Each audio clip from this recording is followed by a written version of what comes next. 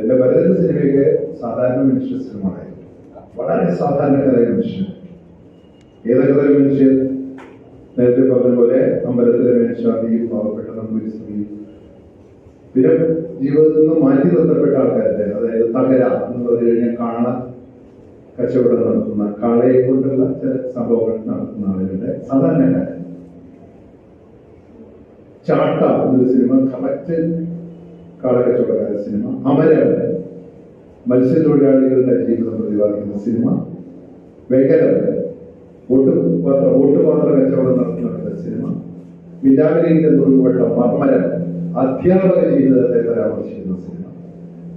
നമ്മുടെ സമൂഹത്തിൽ തന്നെ ആരും അങ്ങനെ ശ്രദ്ധിക്കാതിരിക്കുന്ന അധ്യാപകരുടെ ജീവിതം.